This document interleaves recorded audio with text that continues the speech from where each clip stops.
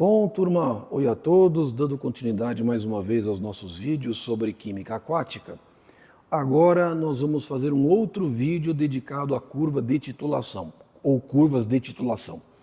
Eu vou fazer um segundo exemplo. Nós apresentamos num primeiro exemplo, no vídeo anterior, uma titulação de base forte com ácido forte. Agora eu vou fazer um outro vídeo, onde nós vamos admitir a seguinte curva de titulação. Vamos ver se está aqui. Então vamos lá, vamos falar sobre curvas de titulação.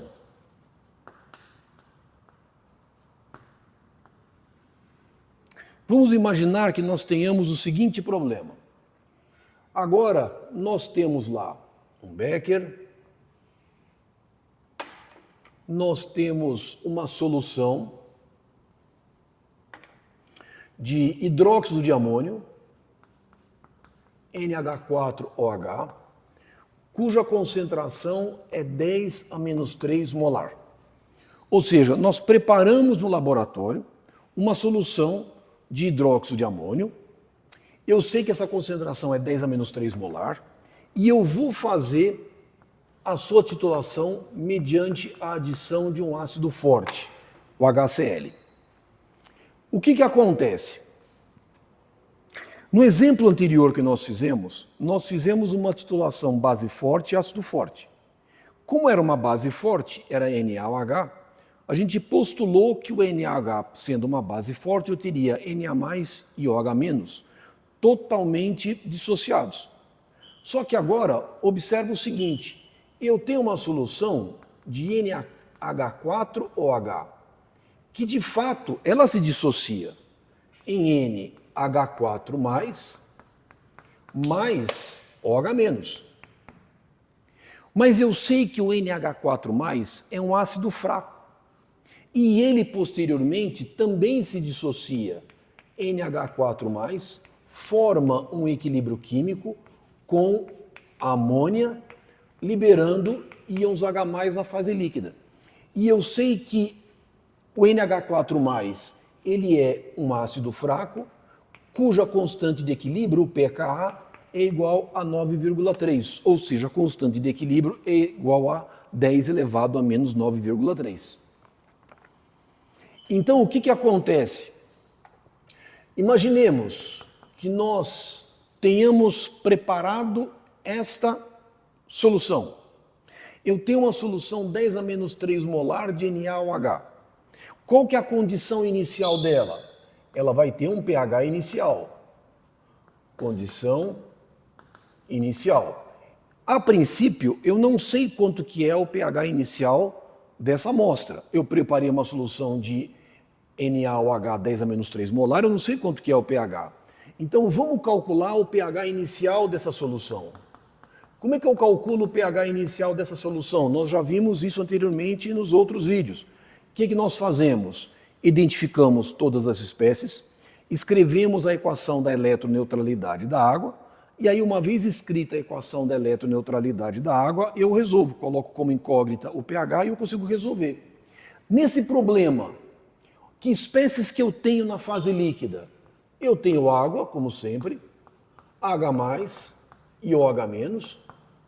E aí eu sei que eu tenho NH4+, mas como ele é um ácido fraco, ele vai formar NH4+, e vai formar NH3.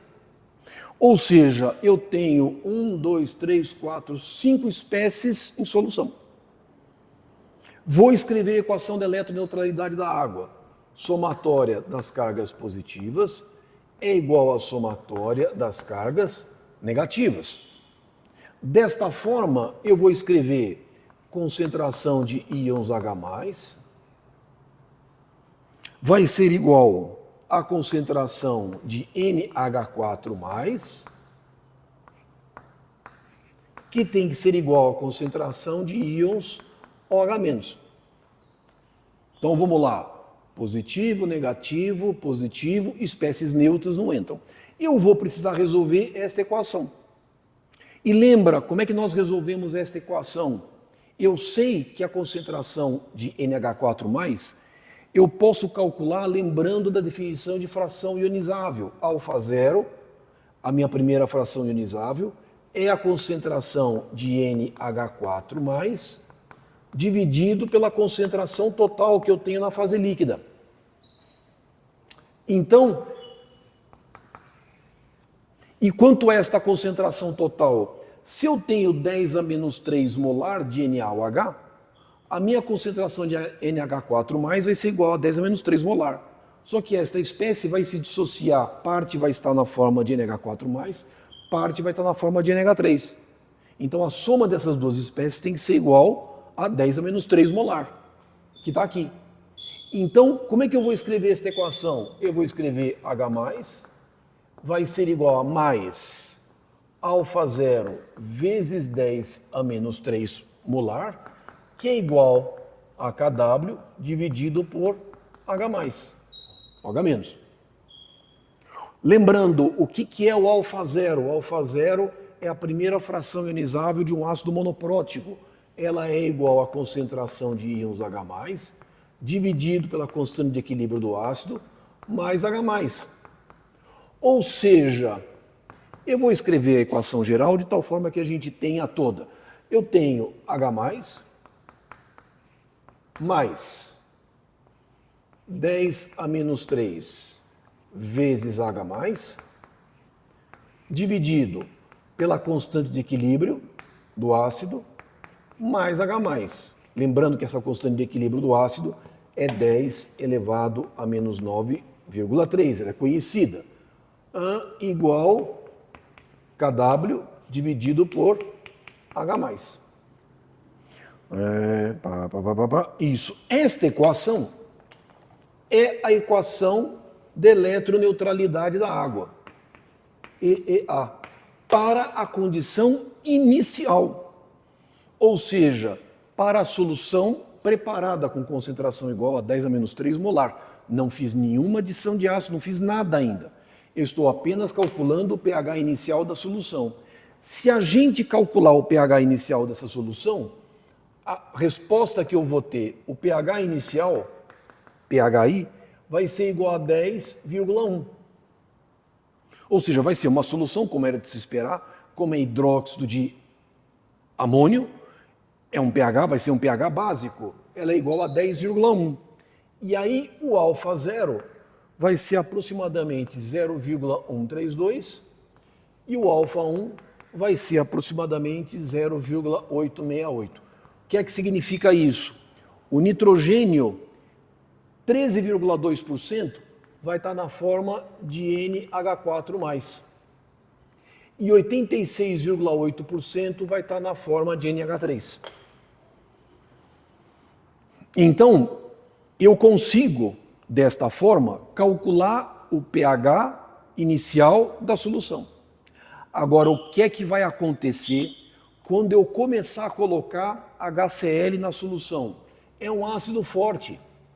O HCl vai se dissociar em H+ e Cl-. Quem é que vai entrar na minha equação? A minha equação da eletroneutralidade da água, eu vou ter que colocar aqui um Cl-. E aí, toda vez que eu aumentar a concentração de Cl-, o que vai acontecer? Eu vou perturbar esta equação. No entanto, eu tenho que, a todo momento, estando em equilíbrio, eu tenho que escrever que a somatória das cargas positivas é igual à somatória das cargas negativas.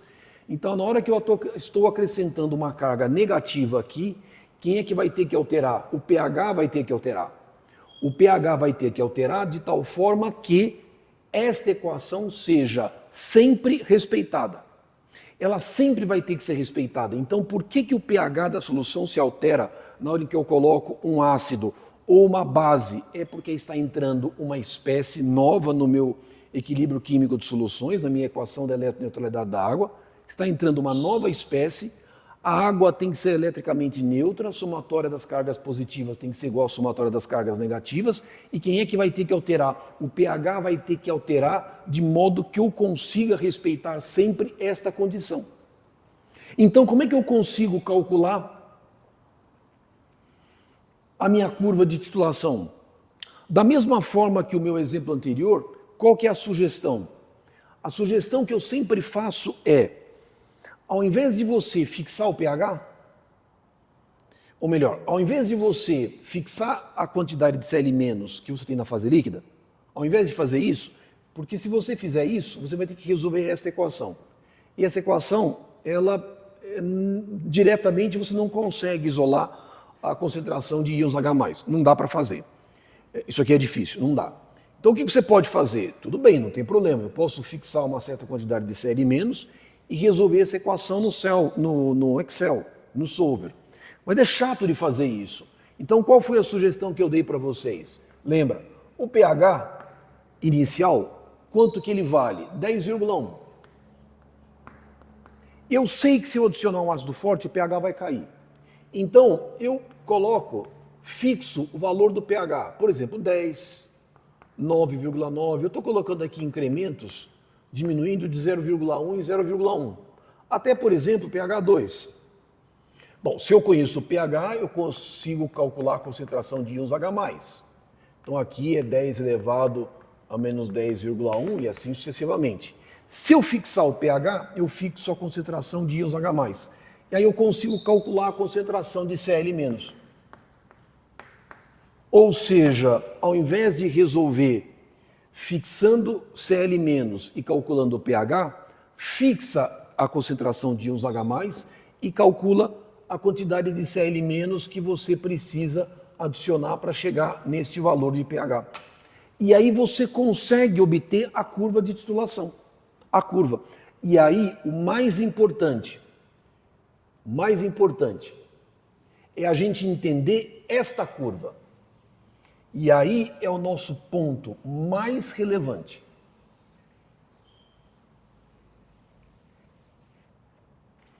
Eu vou desenhar essa curva de modo que... Está aqui. Está aqui. Daqui. Daqui.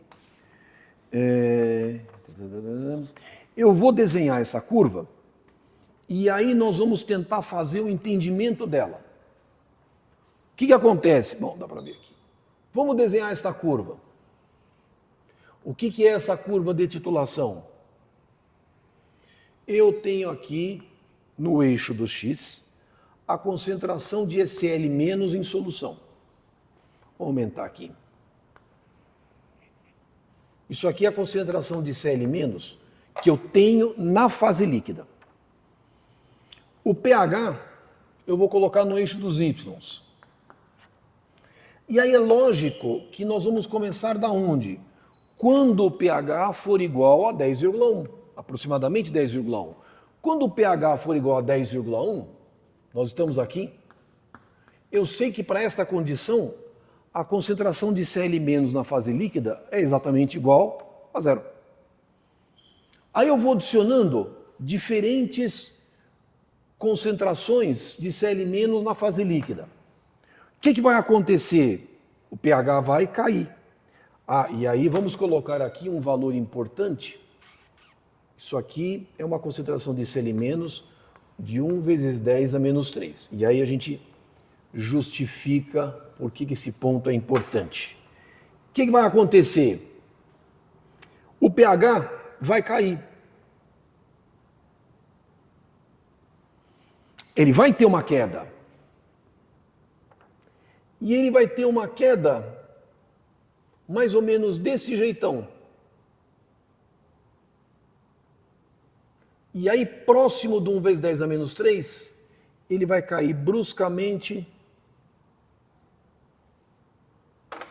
Ele vai cair bruscamente e vai ter esse jeitão.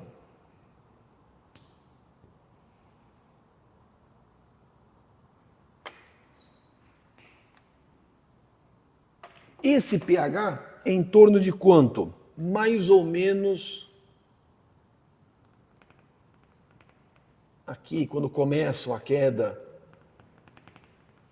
mais ou menos em torno de 8 e alguma coisa. Aí ele vai cair, mais ou menos aqui começa em torno de 4. O que acontece? Agora vamos entender essa curva de modo que nós possamos entender direitinho o que acontece quando eu adiciono um ácido forte numa solução de hidróxido de amônio. Vamos escrever a equação da eletroneutralidade da água. Eu vou colocar aqui. Eu tenho H mais NH4 igual OH menos mais Cl menos. Bom, vamos entender o que acontece aqui. E por que eu tenho essa queda mais expressiva? O que acontece? Veja que o pH inicial da fase líquida é igual a 10,1. O que eu tenho nesse pH? Eu tenho aproximadamente 13,2% do meu nitrogênio amoniacal na forma de NH4+, e eu tenho 86,8% na forma de NH3. O que acontece? Eu vou adicionar HCl em solução. Ele vai se dissociar em H+, e Cl-. O Cl- está aqui.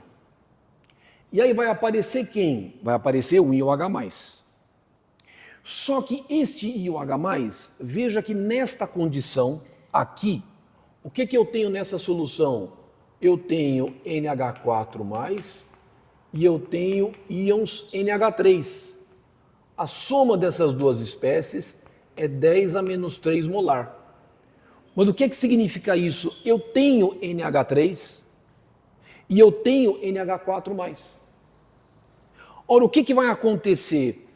O NH3, na hora em que eu jogar o HCl e ele se dissociar, ele vai receber esse íon H+, e eu vou deslocar o equilíbrio da espécie NH3 para NH4+. Esta reação, ela estará acontecendo aonde? Aqui.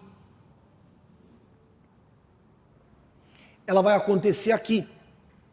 Ou seja, observa na curva que nesta região eu tenho uma grande resistência à mudança do pH. O que significa isso? Eu tenho que fazer uma grande adição de ácido, um ΔC, para que eu possa ocasionar uma pequena variação no pH. Eu preciso de muito ácido para variar um pouquinho só no pH. Mas quem é que está oferecendo resistência à mudança do pH? A presença do íon NH3. O NH3 faz o quê? Recebe o íon H+, liberado pelo HCl, e deslocando esse equilíbrio de NH3 para NH4+. Para isso, lembra daquela curva? Vamos colocar aqui. Lembra daquela curva de frações ionizáveis para ácidos monopróticos? Para ácidos monopróticos, o que é que eu tenho? Simplificadamente, eu tenho aqui o meu pH, minhas frações ionizáveis, aqui 1, aqui meio, o meu pKa é 9,3. Então, para este valor de pH, o que é que eu tenho? Aqui NH4+,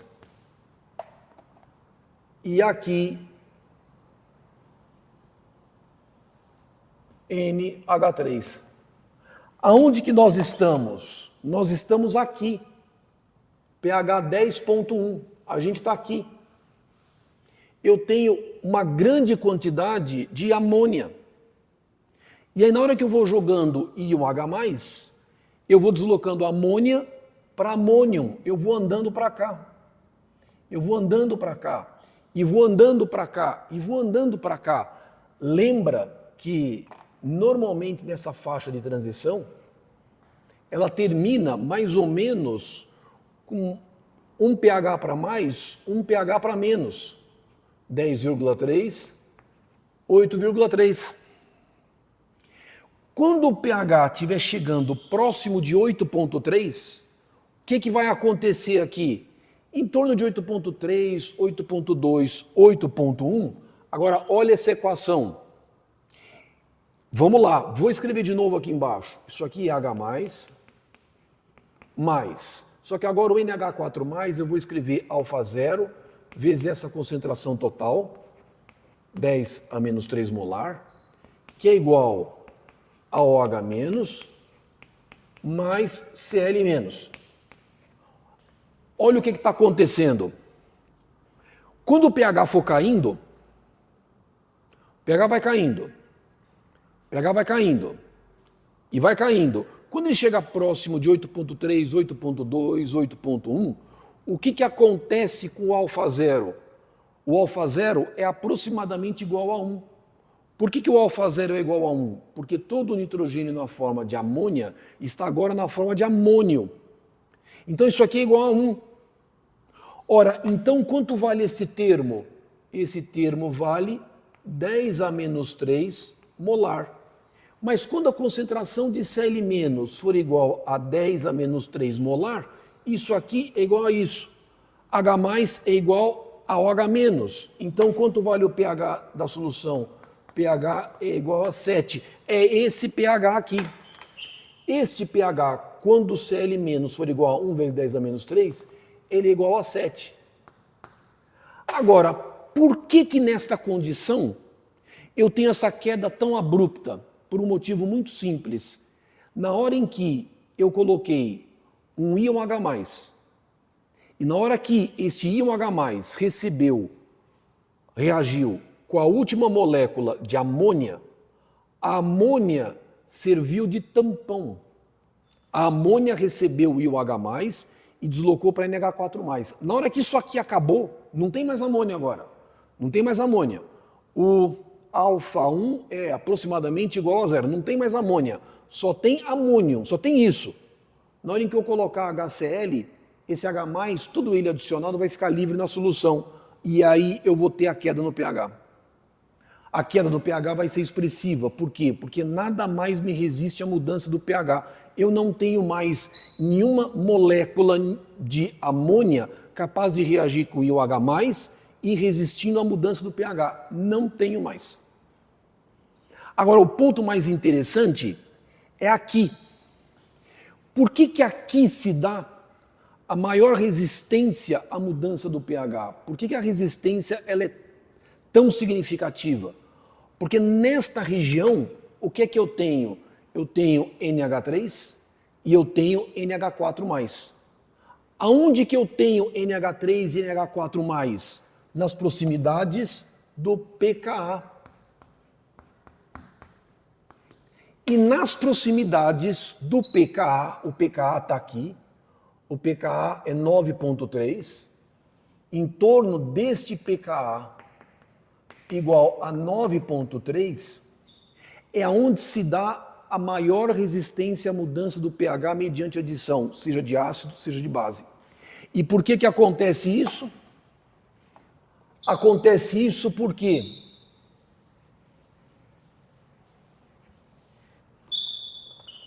no entorno do pKa,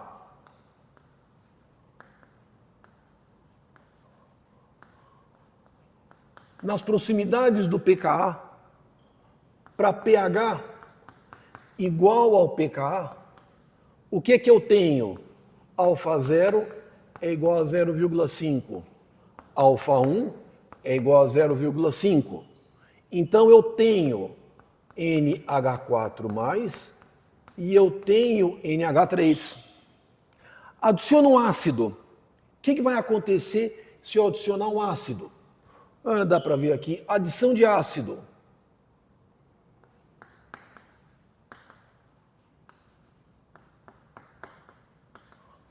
Se eu adicionar um ácido, NH3 mais H+, eu vou deslocar o equilíbrio para NH4+.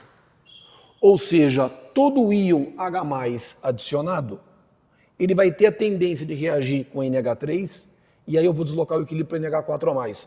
O NH3 está servindo como alguma coisa que está recebendo os íons H+ em solução e está resistindo à mudança do pH. E se eu adicionar uma base NH4+, mais OH, eu vou deslocar o equilíbrio de NH4+ para NH3. Ou seja, seja adicionando ácido, seja adicionando base, a região onde eu tenho maior resistência à mudança do pH é no entorno do pKa, é onde eu tenho a maior capacidade de tamponamento. Isso nós não temos. No exemplo anterior que nós vimos, nós mostramos uma curva de titulação base forte e ácido forte. Nós não tínhamos isso lá. Quando eu adiciono base forte com ácido forte, a única espécie capaz de receber íons H+, quando eu adiciono em solução, numa certa faixa, são os íons OH-, e somente isso. Aqui não. Aqui eu tenho duas espécies que, de alguma forma, resistem à adição de ácido ou base, é o par ácido-base conjugado. Por isso que essa curva ela é diferente da titulação de uma base forte, ácido forte. Então esse conceito de que a região onde eu tenho a maior resistência à mudança do pH é no entorno do pKa, ela é super importante dentro da química analítica, porque quando a gente, por exemplo, prepara soluções tampão, elas são preparadas com normalmente um par ácido-base conjugado, e eu preparo a solução tampão para resistir a uma certa faixa de pH, eu vou procurar par ácido-base que tem pKas no entorno do valor onde eu quero manter o pH mais ou menos estável. E por que isso é importante para a gente, esse comportamento de par ácido-base conjugado? Vai ser importante quando a gente for estudar o sistema ácido carbônico, porque o sistema ácido carbônico é um ácido fraco, tem 2 pKas. E ele, na verdade, funciona como o grande tampão que nós temos na natureza. Isso nós vamos estudar no terceiro exemplo, nós vamos mostrar uma curva de titulação de uma solução de carbonato de sódio. E lá vai ficar muito claro por que esse comportamento é diferente. Então, por hora, quais são os pontos relevantes? Esta curva de titulação de uma base fraca ácido forte, ela é notadamente diferente de uma curva de titulação base forte e ácido forte. E o ponto mais relevante a ser registrado é que aonde eu tenho a maior resistência à mudança do pH é no entorno do pKa. Base forte não tem pKa, ela está totalmente dissociada. Aqui não. Aqui eu tenho proporções de NH3 e NH4+, que servem como uma grande capacidade de tamponamento. Então, mas veja, e a solução desta curva vem da onde? Da solução da equação da eletroneutralidade da água. Nós fizemos uma série de exemplos lá atrás mostrando a aplicação da equação da eletroneutralidade da água para cálculo de pH de soluções puras. E agora veja que essa equação ela é importante quando eu quero obter essas curvas de titulação analiticamente, porque agora eu consigo calcular o pH da solução. E veja que isso é fácil de fazer com o conceito de frações ionizáveis. Então veja como todos esses conceitos vão se juntando e permitindo a solução de problemas cada vez mais complexos dentro da química aquática. Então, turma, esse era o conceito que eu queria passar para vocês nesse vídeo. E aí nós vamos posteriormente produzir um outro vídeo mostrando uma curva de titulação de carbonato de sódio com base forte, com ácido forte. Aí nós vamos ver o comportamento e vamos mostrar que essa curva também vai ser uma curva diferente dessa. Mas a gente vai conseguir entender os aspectos mais relevantes, tá bom? Então, bom, nossa homenagem nesse vídeo à banda The Who.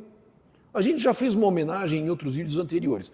Mas como também é tanto vídeo, eu também não tenho tanta camiseta assim, a gente vai repetindo as bandas. Mas não deixem de escutar The Who, é uma banda super legal, uma banda clássica, da década de 60, década de 70, e fez muita coisa legal dentro do estilo um rock mais clássico, mais tradicional. Mas é uma banda muito legal, fizeram coisas muito boas. Quem puder, lembra de uma música, Tommy, a ópera rock, e o The Who estava lá. Então, não deixe de escutar The Who, é uma banda super legal, vale a pena. Mais antiga, não são todos que conhecem, mais rock, mais clássico, mas vale a pena. Não deixe de escutar The Who, uma grande banda. Pessoal, muito obrigado por ter assistido esse vídeo até o final. Até os nossos próximos vídeos. Um abraço a todos.